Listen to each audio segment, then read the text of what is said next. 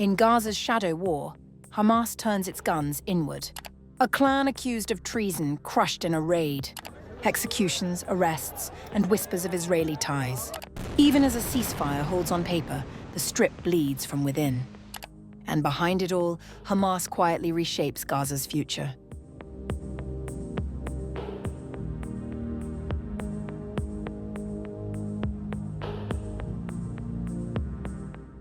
Hamas has claimed that its Radea security force had dealt a severe blow to an armed group in Gaza that it accuses of collaborating with Israel. In a statement, Hamas said its Radea security force carried out an operation early on October 21st in the southern Gaza Strip, targeting the militia of fugitive Yasser Abu Shabab. Hamas added that it arrested a number of members of Abu Shabab's Popular Forces group during the operation and confiscated military equipment and tools used in their subversive activities. The Hamas statement said that the operation was carried out as part of the ongoing deterrence operation against dens of treason. Hamas recently established the Radea unit, whose name translates to deterrence, and whose purpose, it says, is to enforce order. Clashes broke out early last week in Gaza City's Shajaya neighborhood between the Radea force and several armed groups, including that of Yasser Abu Shabab, which Hamas accuses of looting and receiving weapons from Israel. Abu Shabab's Popular Forces originally started operating in Gaza's southern Rafah governorate and were accused of aid looting. In July, Abu Shabab said his group was able to move freely in zones under Israeli military control and communicated their operations beforehand. According to previous CEASEFIRE reports, the Hamas deterrence force also claims to have carried out similar raids against Abu Shabab's militia several times in October, including on October 17th, October 15th, October 13th, and October 2nd. Not all of these events have been independently corroborated. However, Reuters reported on clashes between Hamas-affiliated militants and those it has labelled as collaborators on October 13th, noting that at least 32 GAZA'S had been killed by Hamas-affiliated militants at that time. Independent sources also corroborated clashes on October 11th, including in Gaza City and Beit Lahia. Violence has also occurred in the Gaza Strip since Israel and Hamas signed a ceasefire earlier this month, including between militants affiliated with the group and influential clans within the Strip, most notably members of the Dormush clan. A source close to Abu Shabab told Reuters earlier this year that the group had recruited hundreds of fighters by offering attractive salaries. Israeli Prime Minister Benjamin Netanyahu acknowledged in June that Israel had armed Palestinian gangs opposed to Hamas, without directly naming the one led by Abu Shabab. Since the ceasefire agreement between Israel and Hamas in the Gaza Strip on October 10th, the movement has sought to reassert its presence on the ground and reaffirm control over the devastated Palestinian enclave. Last week, Hamas's official television channel broadcast images of what it said was an execution of 8 collaborators, shot in front of a crowd in a Gaza City street.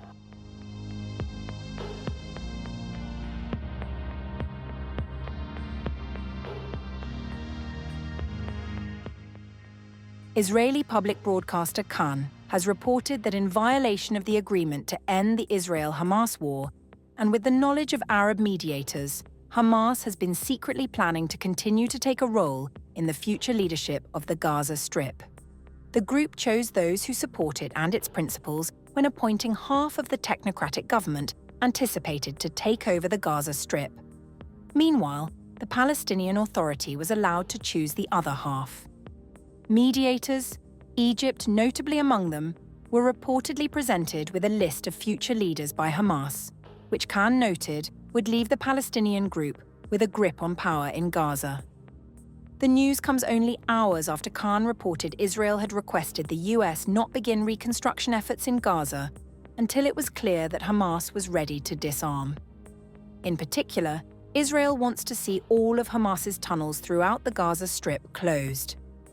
A Hamas official told Reuters last week that the group could not commit to disarmament. Moreover, in the face of threats from US President Donald Trump and Vice President J.D. Vance, Hamas said it remained committed to the ceasefire in Gaza, blaming Israel for breaching the agreement.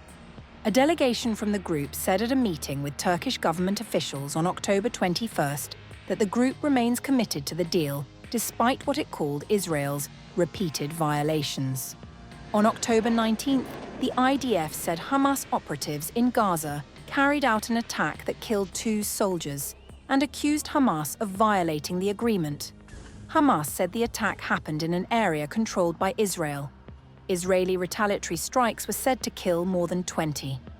In a visit to Israel on October 21st, US Vice President J.D. Vance said the ceasefire plan was going better than he expected, but warned Hamas it would be obliterated if it did not cooperate, echoing a Trump threat earlier in the day of fast, furious, and brutal force.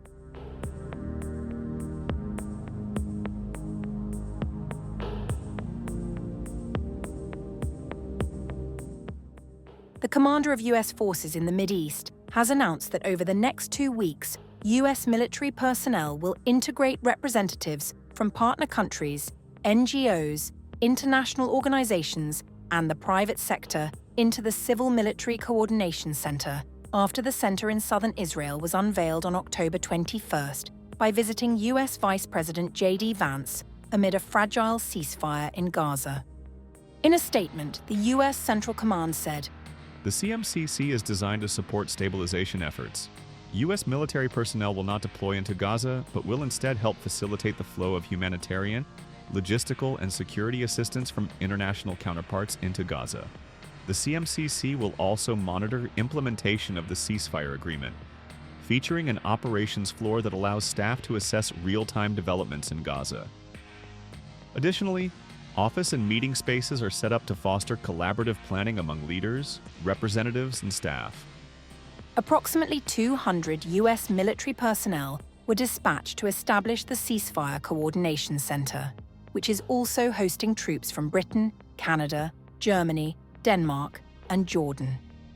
CENTCOM Commander Admiral Brad Cooper, who accompanied Vance on his visit to the center in Kiryat Gat, said that bringing together stakeholders who share the goal of successful stabilization in Gaza is essential for a peaceful transition.